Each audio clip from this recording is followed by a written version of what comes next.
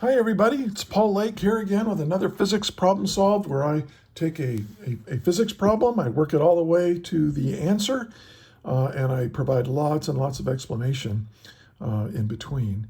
And this one's a doozy, provided by one of my tutoring clients, Patrick. So shout out to you, Patrick. And here's the stuff you really need to be pretty familiar with in order to solve this problem. You'll need to understand Newton's laws. You should know how to draw free body diagrams. We're going to do some kinematics. You can see a little inclined plane problem here. Yeah, and then in part D, there's some friction. So let's get started. Let's read the problem. It says, a block and a sphere connected by a cord that passes over a pulley as shown. Neglect friction and assume the cord is massless. That means we don't really care about the cord, and this isn't really going to, the pulley isn't going to have any effect on the motion of these guys. M1, which is the sphere, is 2 kilograms. M2, which is the block, is 4.9 kilograms. And the angle theta, right here, is 48 degrees. Determine the acceleration of the block and the sphere. And then what is the tension in the cord? What is the speed of the block and sphere 2.75 seconds after being released from rest? And then part D, if the incline is rough, see now in this first part, A, B, and C, we're assuming that we're neglecting friction, but in part D, we're bringing friction back. If the incline is rough, what is the minimum value of the coefficient of static friction for which, now my iPad wouldn't make a mu, so I'll do it. Static friction mu for which the system will not move. So what's a minimum coefficient of static friction that we need to keep this thing in equilibrium? Okay, so I've already got the picture started here, drawn here. So M1 is given as 2.00 kilograms. M2 is 4.90 kilograms. The angle is 48 degrees. You can just assume 3 significant figures on all of these. And then what are we trying to find? We want the acceleration. So A, we want A. And then for part B, we want the tension in the cord. I'll call that F sub T. Some books call it capital T. Depends on your teacher and all that. See, what is the speed of the block and sphere 2.75 seconds after being released from rest? So we know that V naught equals 0. And we want the final velocity at t equals 2.75 seconds. And then for part D, we want mu static minimum. What's the minimum coefficient of static friction? And I'll just go ahead and put for equilibrium. Equilibrium. Keep this guy from sliding down. Okay, or sliding up, I guess depends on what these masses are. But yeah, it's going to want to slide down. Now, let's solve it. And I do want to recommend given, find, and solve. Here I drew up, the picture was already drawn, and I'm trying to save space here in this paper. I don't know if I can fit this problem on one sheet of paper. I'm going to try. So, but write down what's given in terms of the variables that we use. Write down what we're trying to find in terms of the variables that we use. Just make it really clear. So let's do part A. Now, there's a couple of strategies you can use for this. And I'm going to show you something that a lot of physics teachers don't show you, I think.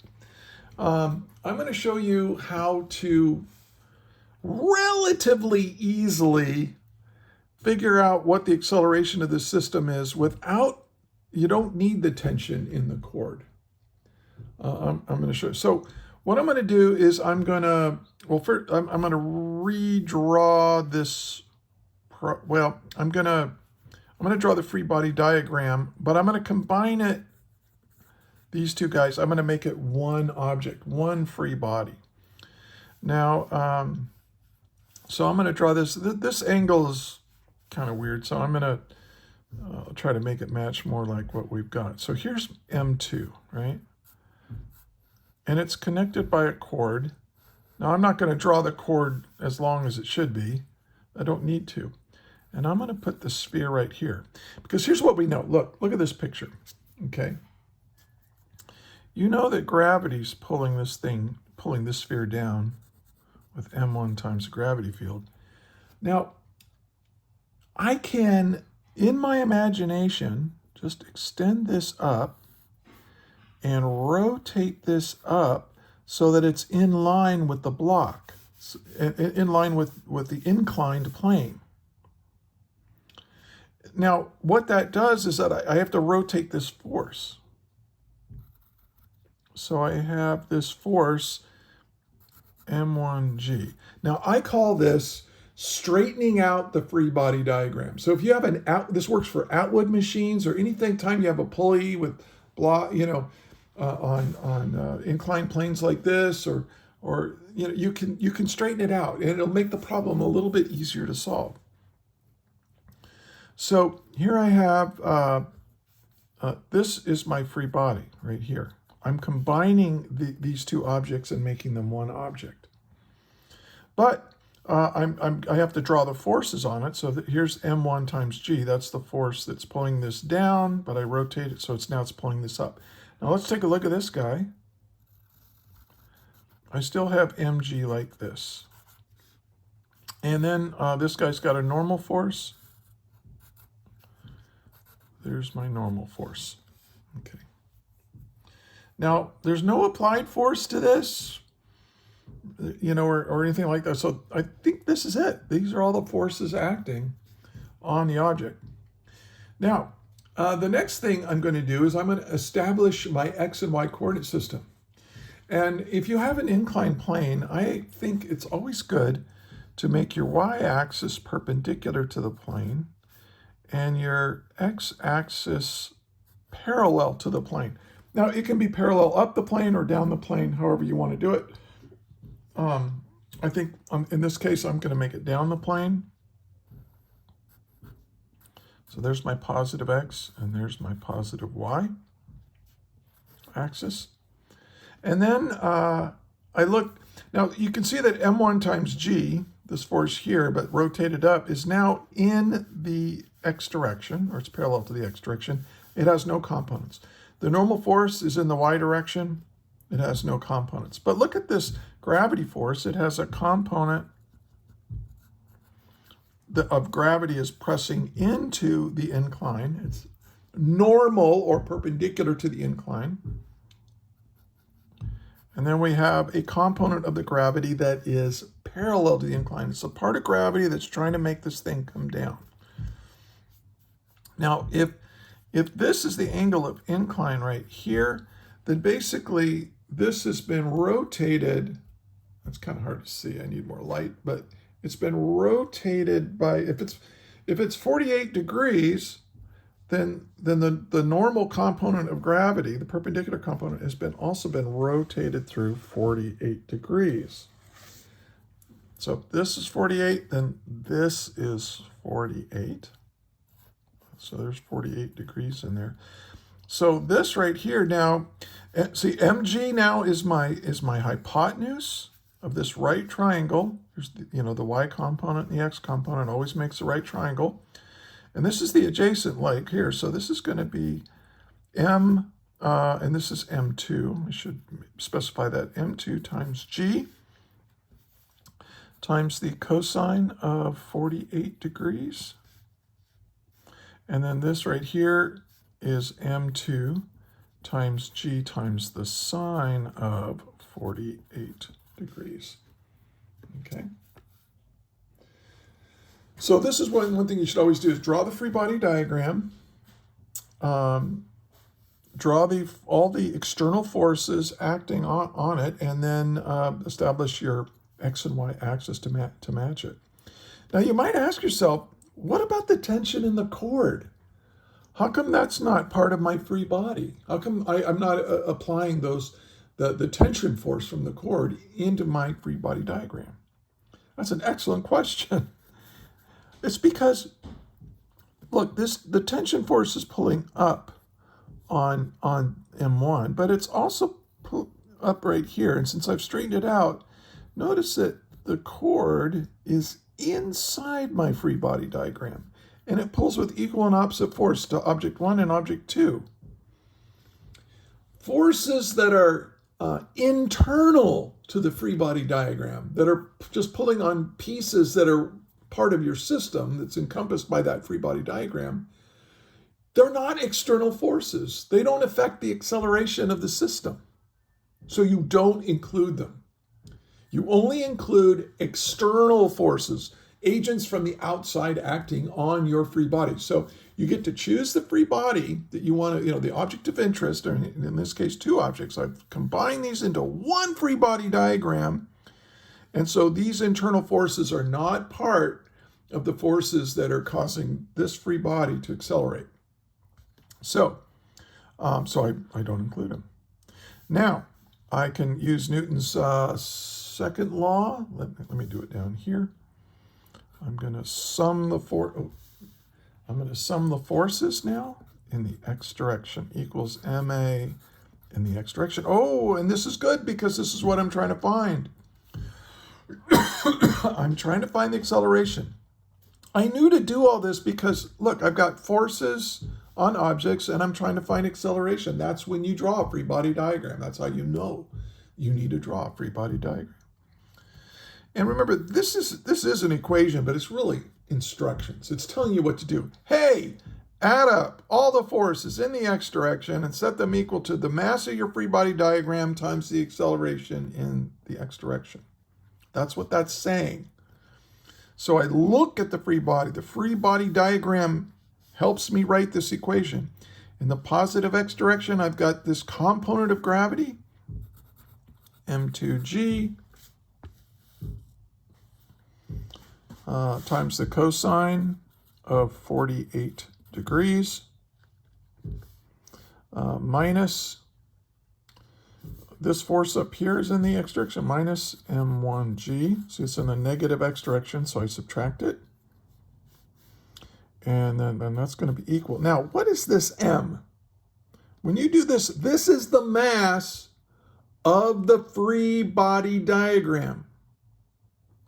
So always remind yourself, look at your free body diagram. What is the mass of this thing? Oh, it's m1 plus m2. That's the mass of your free body diagram times a. And now this is going to allow me to solve for the acceleration. So this is going to be m2g cosine 48 degrees minus m1g, all divided by m1 plus m2. Now, what do I know? I know m1 and m2. I know g. Oh, I know everything. I'm pretty much done. I just got to plug the values in to the calculator. So this is going to be 4.9 kilograms times 9.8. In these kinds of situations, I don't like to use meters per second squared. You can, it's not wrong. But remember, this is a gravity field. Earth pulls with 9.8 newtons of force for every kilogram of mass. That's a better way to put it, put G in this context. Times the cosine of 48 degrees minus M1 was given to be 2 kilograms times 9.8 newtons of force per kilogram of mass. And then we're going to divide all of this by M1 plus M2. See, 2 plus 4, that's just 6.9 kilograms. I can do that much in my head. Now plug all that into your calculator, which I've already done, and you get 2.33, oh, I'm off screen, I'm so sorry, meters per second squared. Okay. So I just plugged the values in and got this. And there's my answer. Okay. Now let's do part B. I gotta remember to shrink this down. Not that much. Okay, here we go. Now, Now I want to know what the tension force is. So now I have to make tension an external force. I have to make it an outside force acting on an object. Now there's two objects here, right? There's M1 and M2. Now which one do you think is the easiest one to work with? Either one will get you the right answer. But which one are you likely to make the fewest mistakes? This one, because it's so simple. Let's draw a free body diagram of M1, the sphere. So here's M1, and then I've got a gravity force, which is M1G, and I've got a tension force. Now, oh, and by the way, I should mention this. See how this acceleration turned out to be positive? That means I guessed right. I said that down the incline was the positive direction, and I get a positive acceleration. If you do all this and you make x down the incline, but your acceleration turns out to be negative, not a problem. It just means that this M1 was big enough to actually pull M2 up the incline. And you'll get problems like that sometimes. Okay, now I'm going to make, getting back to this free body diagram, I'm going to make positive y up, because I know this thing is accelerating up. I usually try to make my axis, the positive direction of one of my axes in the direction of the positive acceleration. You don't have to, but I like to do that. It just makes it a little bit easier. And now I'm going to sum the forces in the y direction. That's going to be equal to ma in the y direction. Now, what are the forces in the y direction on my free body? Well, I got the tension force. That's what I'm trying to find. Minus m1 times g equals ma. Now, what m do I use? What is the mass of my free body? It's m1. Do you see that difference? See, in this problem, we combined both objects. And so this mass was the mass of both of them added together. But here, I've drawn a different free body diagram. I'm only looking at M1, so it is the mass of my free body. Very important that you always pay attention to that. So now I can solve for the tension force. And this is going to be equal to let's see, M1A plus M1G. So now I can plug in values here. I can factor out M1, which was 2 kilograms. And then I'm just going to add A plus G, right? This is 2.33 plus 9.80. Now, in this case, it's okay to put it in meters per second squared because we're actually dealing with accelerations, not necessarily just gravity fields. And so now I do this, and when you do this, you'll get the correct answer for the tension force of 24.3, and a kilogram meter per second squared is a Newton. Okay, so very nice trick. Now, by the way, to get the tension forces and the accelerations, there is another way of doing it. I'm not going to do it here because it would take, this video is already too long. But you can draw a free body diagram and get a force equation for this. Then you can get a force equation for this guy, and you're going to have two equations and two unknowns. Your two unknowns are going to be the tension force and the acceleration. So you'll have to solve them simultaneously or do a substitution or whatever to get both of those answers. And it's fine, that works really well, but I like doing it this way because I think it's easier. All right, now let's do part C. Now part C, we just want to know the velocity at time t equals 2.75 seconds. Now this is kind of just a review of kinematics, right? Because we know the acceleration, we know the initial velocity, we know the time, and we're trying to find the final velocity. Well, which kinematic equation has those four quantities in it? Well, the easiest one, the simplest one, the final velocity equals the initial velocity plus the acceleration times time. Now, it told us in the problem that they're starting from rest, so that's 0. So I just need to go acceleration times time, 2.33 meters per second squared, times a time of 2.75 seconds. And that gives me a speed of 6.41 meters per second. There you go. All right. Now we're going to do part D.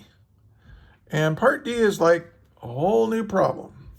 Well, I don't know. And I'm going to clean this up. I'm going to try and get it all done in here. So yeah, we can put it on one sheet of paper. Let's do part D. Now, to do this, now we've got friction. It says that this thing becomes rough, and we want the coefficient of static friction, the smallest coefficient of static friction I can have and keep this thing from sliding down the incline.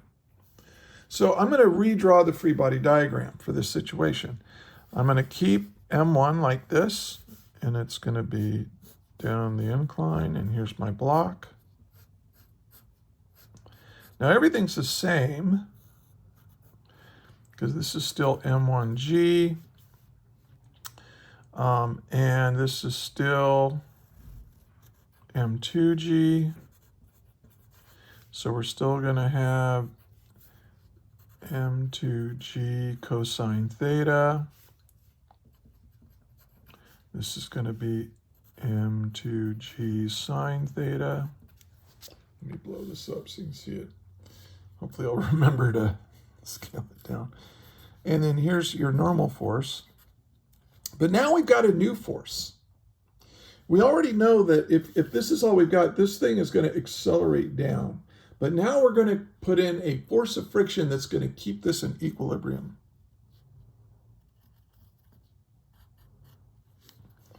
And there's my force of friction. So I've added a new force to my free body. What wasn't in this one. Okay, and now I'm just going to go through the same process because look, well, okay, I should have started here. What do we know? The force of static friction is less than or equal to mu static times the normal force. Now, less than or equal, we're not going to really worry about that inequality. We're just going to say it's equal in this case. Because we're at the maximum possible, the minimum possible coefficient of static friction that's going to keep this thing in equilibrium. And now we can sum the forces in the x direction equals ma in the x direction. Okay, well, let's do what it says. In the x direction, I've got m2g sine theta, just like in the last problem, part A, and then minus m1g, just like in, but now we've got the new thing, minus this force of friction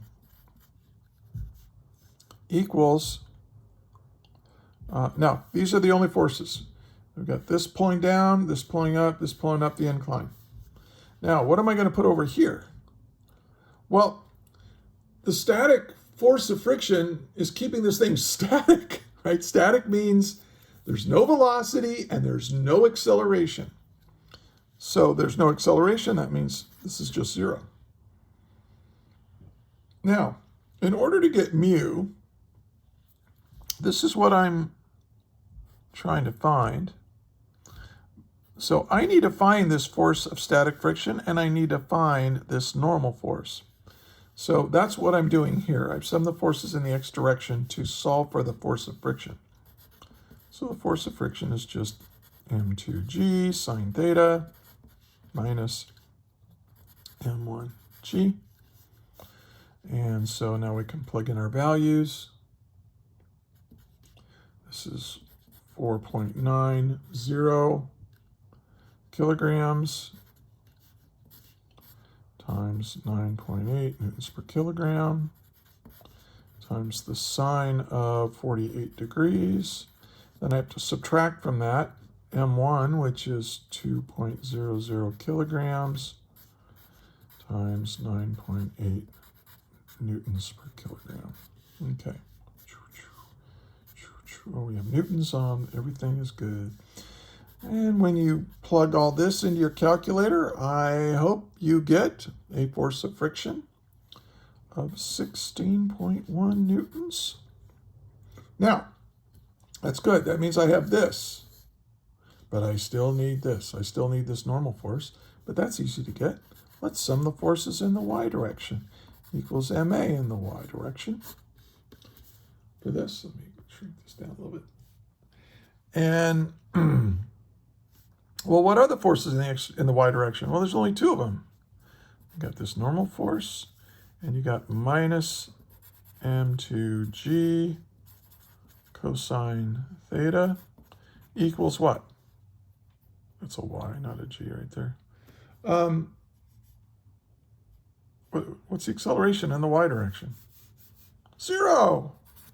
It's not flinging itself into the air or sinking into the incline. No, it doesn't. It's constrained to move. In fact, it's constrained from moving at all because it's in equilibrium. But so now we know that the normal force is equal to m2g cosine theta. And now we can plug in our values. M2 is 4.9 kilograms. We multiply that by 9.8 newtons per kilogram. I have to times the cosine now of 48 degrees. And when you do that, let's see, you get 32.1 newtons. So now I can solve for mu. Because if I take this friction equation and solve for mu, the static coefficient of friction is equal to the maximum possible static friction you can get before it breaks loose divided by the normal force. Well, this friction is 16.1 newtons divided by 32.1 newtons. So my static friction, when I plug that in, is 0.502, and that is my answer. Hey, I got it on one sheet after all. That's pretty cool. Okay, so this really shows the power of drawing free body diagrams. You can look at the system in different ways. You can combine the system into one free body diagram and look at the external forces and tell what's going on, or you can look at a piece of it. Now, I'll leave this part to you because I've run out of room. But what if for part B, where I want to know what the tension force is, try drawing a free body diagram of this guy all by itself. And now you just have to include that tension force in there and solve for the tension force. You'll get the same answer if you do that. This is just a slightly more complicated. Well, you'll have m2g sine 48 minus the tension force equals m2 times a. And we know what a is. It's 2.33. So try it out and see it. Also, I really want to recommend to you, this is a hard problem. When you're practicing this, after you've watched one of my videos, put it aside. Maybe you understand how I did it, but put it aside and wait a few hours, maybe even the next day, and try to do the problem yourself without looking at my solution. If you can do it yourself after a day or two, you know it, and you're ready for whatever your professor or teacher's going to throw at you. But if all you're doing is watching me do it, and you go, oh, I understand that. I get that. Oh, yeah, that makes sense. Okay, blah, blah, blah. And you get to the end, and you go, oh, yeah, I got it. And then the day of the test, you'll watch it, and you'll go, I thought I understood this. Believe me, I know from personal experience what that's like. So make sure you can do this independently, and good luck. And hey, in the description for this video, if you're looking for a private tutor, there's a link in there that will tell you how to get there. And also, I have a list of all. I'm formulating a list of a lot of the problems that I've solved like this onto a Google Doc, and there's a link to that Google Doc in the description. So take advantage of that. So hey, until next time, may the net force be with you. That is all.